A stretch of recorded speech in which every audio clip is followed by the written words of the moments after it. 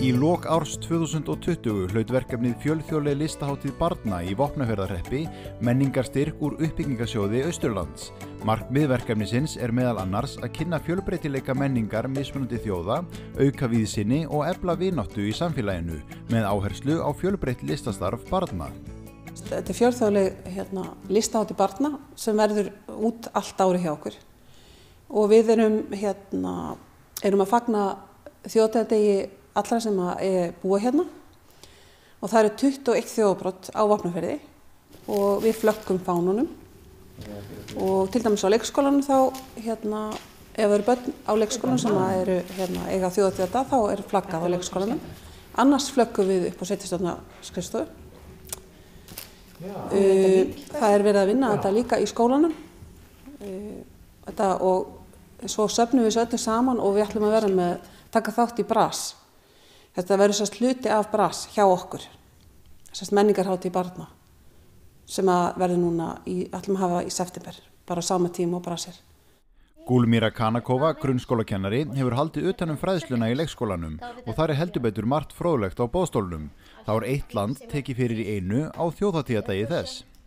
En svo við vorum með þjóðhátíðardag frá Gvæjana og Búlgaríu.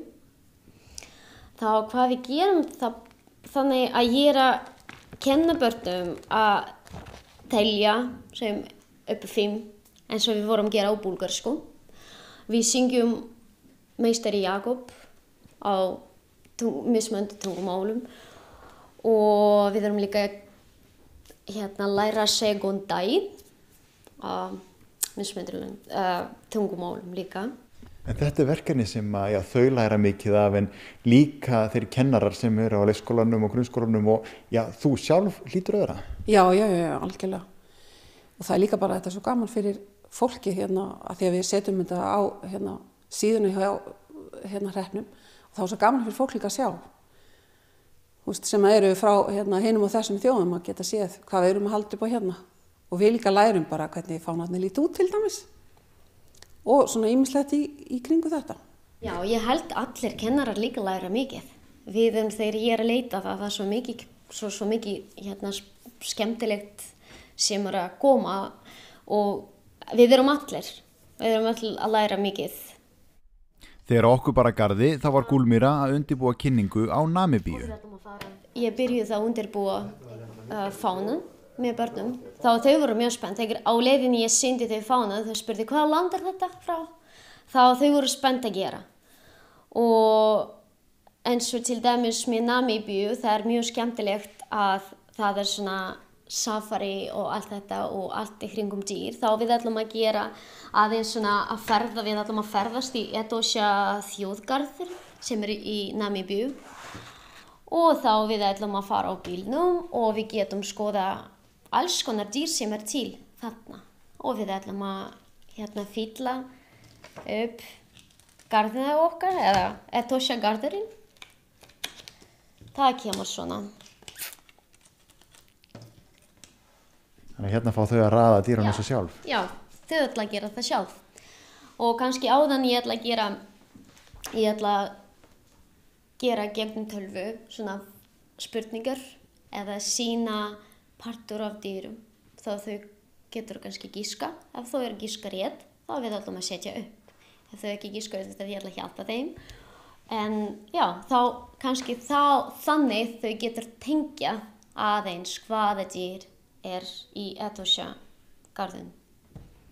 En svo þetta náttúrulega mismunandi í sumum lönd eins og Guatemala og Brasilía með mjög flókna þjóðfána og þetta segja frá miklu en það snýst kannski að draga fram einhver svona aðalatriði og kenna þau þetta sé ekki of mikið heldur. Já, það ég eins og ég að segja, ég ekki taka alltaf sama. Ég ekki alltaf taka sama. Eitt sem ég að gera það telja upp á 5, þetta alltaf á hinum tungumálum. Og svo gera alls konar verkefni. En svo ég segi stundum það merkilegt að tala blóm, stundum merkilegt að tala dýr. Þá þau getur tengt líka þetta með landin. Myndir af þeim fánum sem flaggað hefur verið hafa vakið þó nokkra athygli á samfélagsmiðlum og verið dreift víða heim, enda margir sem bera sterka tengingu til þjóðfána síns heimalands. Bara eins og verið okkur þegar við erum að flagga íslenska fánum, þá finnst okkur það líka bara hátíðlegt, sko.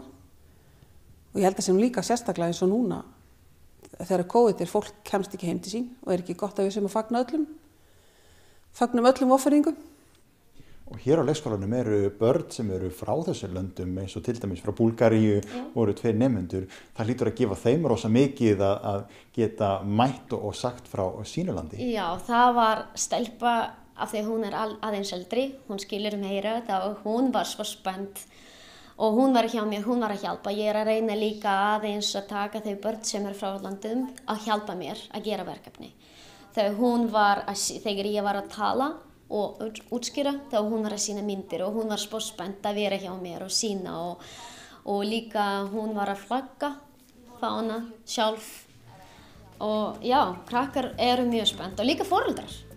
Foreldrar þeirra voru mjög líka þakklátt og þau voru að segja, þegar ég hitti mömmu, þessi stelpu, og hún var að segja, veistu, ég hitti svo marga krakka eftir leikskóla og þau voru að tala Búlgaríu og segja mér frá, það var mjög gaman að heyra það.